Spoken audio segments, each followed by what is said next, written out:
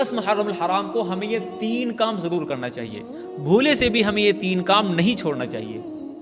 ان 3 کام کرنے کا حکم حضور صلی اللہ علیہ وسلم نے خود ہمیں دیا ہے۔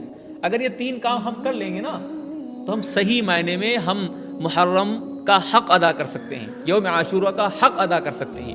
وہ 3 کام کیا ہیں میں آپ کو بتاؤں گا۔ نمبر 1، ترمذی کی حدیث ہے، نبی کریم صلی اللہ علیہ وسلم نے ارشاد فرمایا محرم اللہ تعالیٰ کا مہینہ ہے، اور اس مہینے کے اندر جو 10 تاریخ آتی ہے یوم عاشورہ، جس دن ہم غم مناتے ہیں، اس دن کیا فرمایا کہ اس دن بنی اسرائیل کی توبہ قبول ہوئی، اسی دن دوسری قوموں کی بھی توبہ قبول ہوتی ہے۔ تو ہمیں خوب جم کے توبہ کرنا چاہیے، ہمیں اللہ رب العزت کے سامنے رونا چاہیے، گڑ گڑانا چاہیے، ہماری جو غلطیاں کوتاہیاں ہو گئی ہمیں ان کی توبہ کرنا چاہیے، استغفار کرنا چاہیے۔ افسوس کے ساتھ ہم کرتے کیا ہیں، ڈھول تماشا اور تعزیہ، کھچڑا ملیدہ پلیدہ، پتہ نہیں کتنی خرافاتیں ہم لوگوں نے کر ڈالی ہیں، ہم لوگوں نے گڑھ ڈالی ہیں۔ یہ خرافاتیں غیر مسلموں سے ہمارے بیچ میں آئی ہیں، ان کو ہمیں چھوڑ دینا چاہیے، ان کی اسلام کے اندر کوئی جڑ سے حقیقت نہیں ہے۔ تو ہمیں توبہ استغفار کرنا چاہیے، اور ہمیں اپنے بچوں سے بھی کہنا چاہیے کہ بیٹا اس دن آپ استغفار کرو، آپ دعائیں مانگو، آپ نمازیں پڑھو۔ دوسرا کام ہمیں کیا کرنا چاہیے، دا موسٹ امپورٹنٹ، صحیح مسلم کی حدیث ہے، نبی کریم صلی اللہ علیہ وسلم نے فرمایا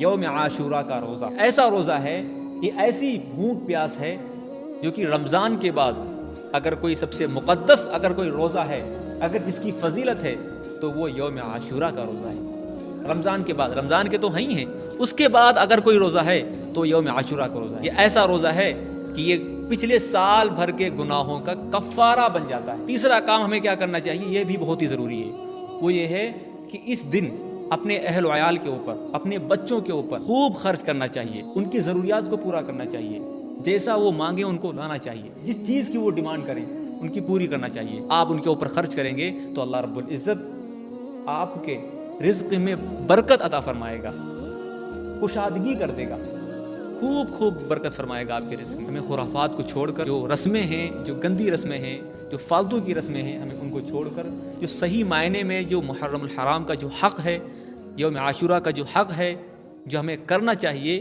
وہ ہمیں 3 کام کرنا چاہیے۔ سب سے پہلے میں نے کیا بتایا، اس دن استغفار کرنا چاہیے، اللہ سے معافی مانگنی چاہیے جو ہم گناہ کر چکے ہیں پچھلے سال میں۔ دوسرا میں نے کیا بتایا کہ اس دن روزہ رکھنا چاہیے، اس روزہ کی بہت بڑی فضیلت ہے۔ تیسرا کام میں نے کیا بتایا کہ اپنے بچوں کے اوپر، اپنے اہل و عیال کے اوپر، اپنی فیملی کے اوپر خوب خرچ کرنا چاہیے۔